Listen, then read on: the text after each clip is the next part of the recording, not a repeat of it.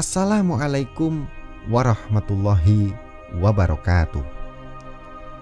Mantan ajudan Presiden Abdurrahman Wahid atau Gus Dur yang bernama Priyo Sambada membongkar cerita horor saat bertugas di Istana Kepresidenan. Dulu, Priyo Sambada bekerja sebagai staf pribadi Gus Dur yang harus siap melayani orang nomor 1 di Republik Indonesia itu. Lantas, karena tugasnya yang harus melayani Gus Dur setiap waktu, membuat sang ajudan terpaksa harus menginap di Istana Kepresidenan.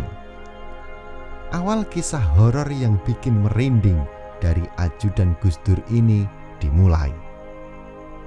Ajudan Gus Dur menceritakan bahwa dirinya masuk ke dalam kamar untuk beristirahat selalu di atas jam 12 malam karena harus menemani orang nomor 1 di Republik Indonesia itu terlelap terlebih dahulu.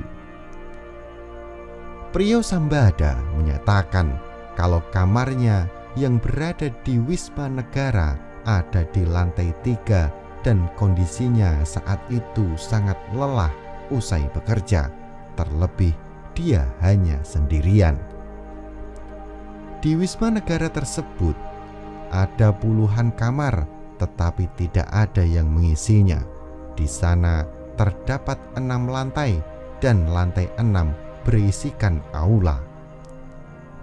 Saya juga merinding, juga karena banyak cerita, tapi saya capek. Saya jalan dari Istana Merdeka kira-kira jaraknya 300 meter, ujar Priyo Sambada.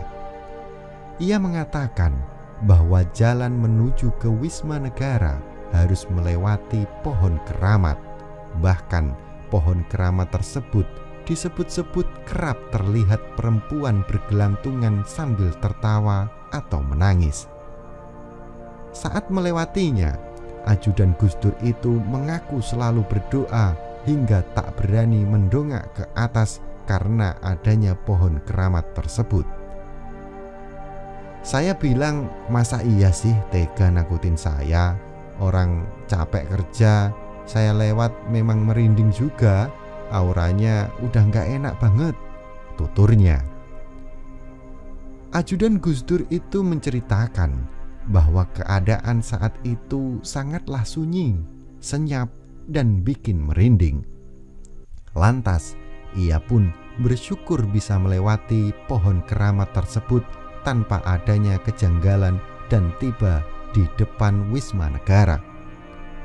Usai sampai di Wisma Negara, Priyo Sambada lantas segera masuk ke lift dan memencet tombol ke lantai yang dituju.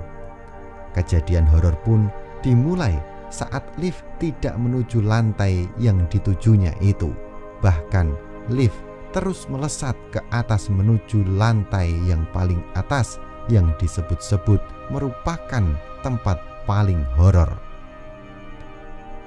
Meski sudah memencet tombol, lift masih terus melesat ke atas hingga berhenti di lantai 6.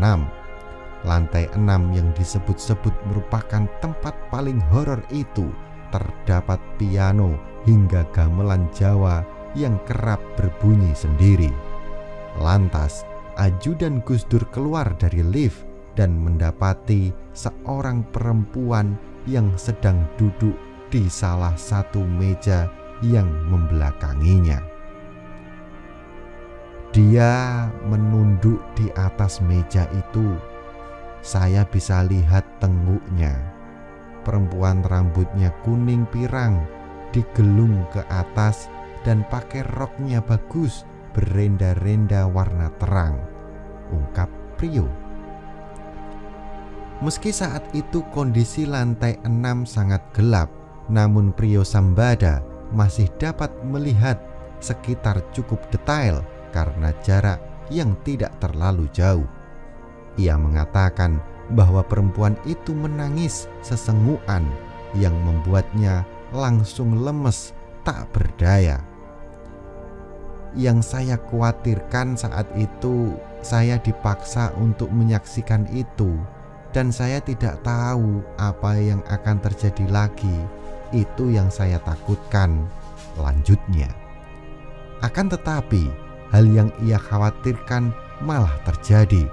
Tak begitu lama, perempuan itu bangun dari mejanya dan perlahan menengok ke arah pria diiringi suara tangisan. Dan seingat saya, dia menoleh enggak sama badannya, menoleh hanya kepalanya. Saya saksikan dia mengusap air matanya dengan anggun. Wajahnya cantik sekali, tipikal bule putih Eropa, terang ajudan Gus Dur. Akhirnya perempuan itu melihat ke arah matanya dan Prio merasa ingin pingsan, tetapi senyum perempuan tersebut sangat manis dan cantik. Hanya setelah tersenyum sepersekian detik itu, pintu lift menutup turun dan terbuka di lantai 3, pungkasnya. Jika Anda merasa bahwasannya konten ini bermanfaat, silahkan like dan bagikan ke seluruh jaringan yang Anda miliki. Wallahu a'lam bishawab.